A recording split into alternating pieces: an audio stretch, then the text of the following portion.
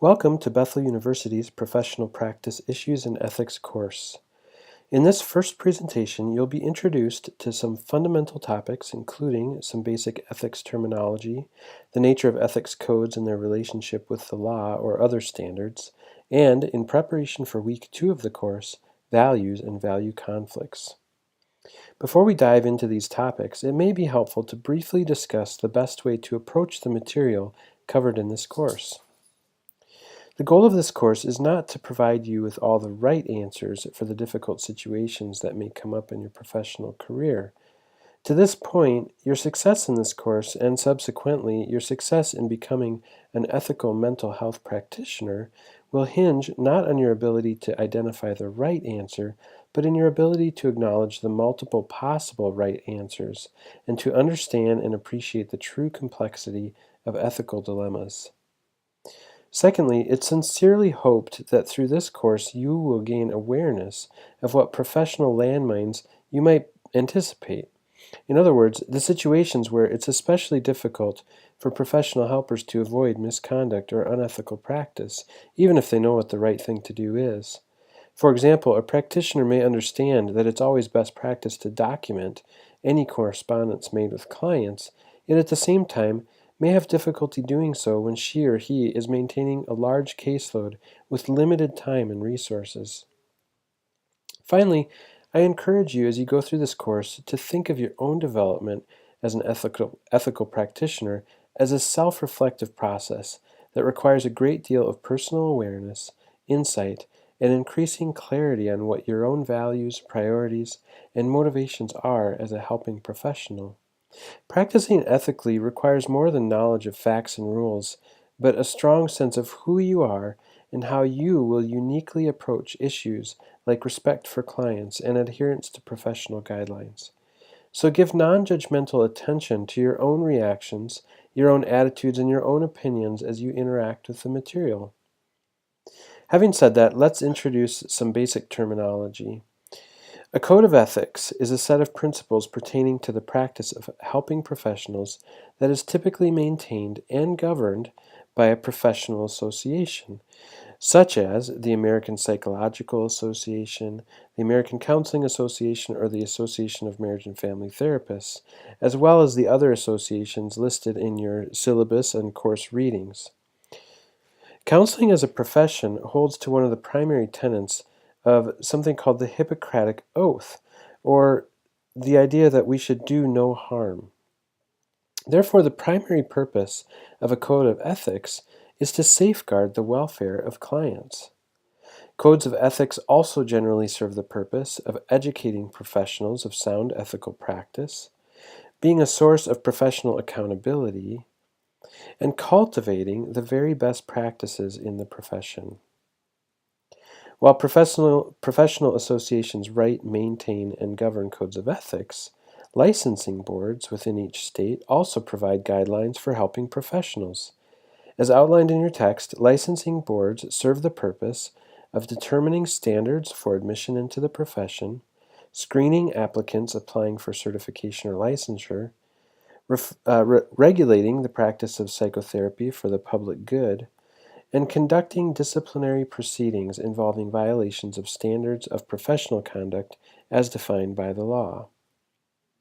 Belonging to a professional association, as well as attaining licensure, are both encouraged in the helping professions, not only for professional or monetary benefits, but also for accountability, credibility, and ultimately providing the people you serve with the best care possible.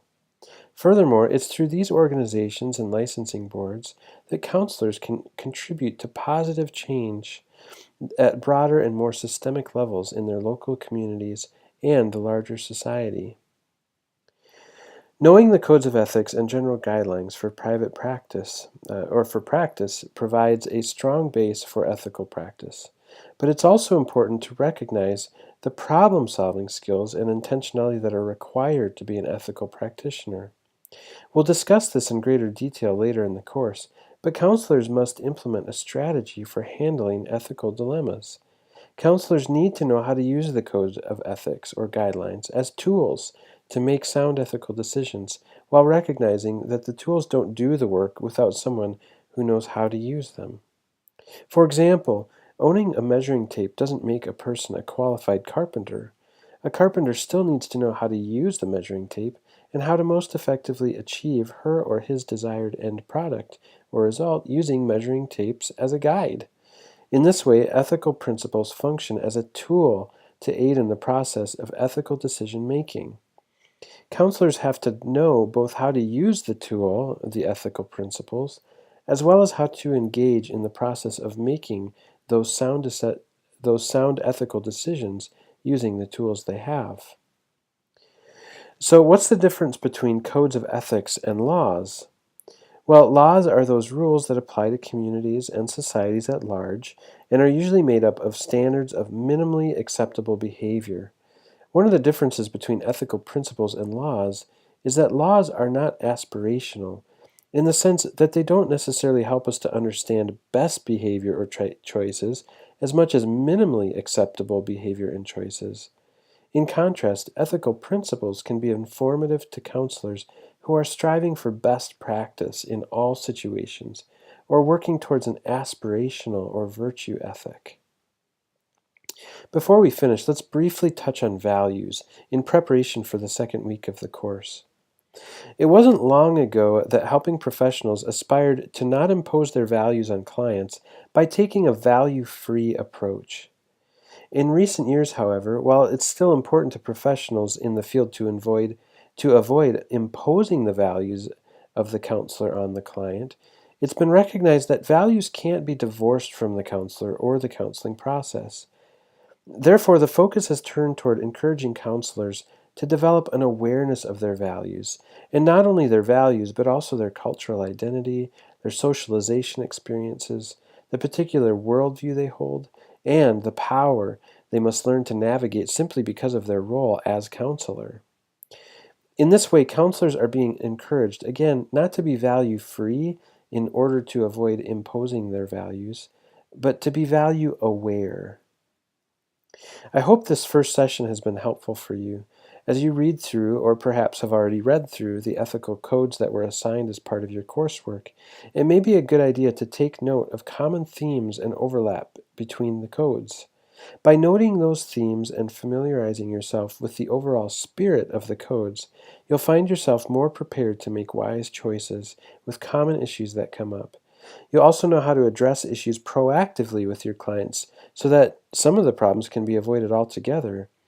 And you'll find yourself ready to make the complicated decisions that sometimes need to be made in this profession.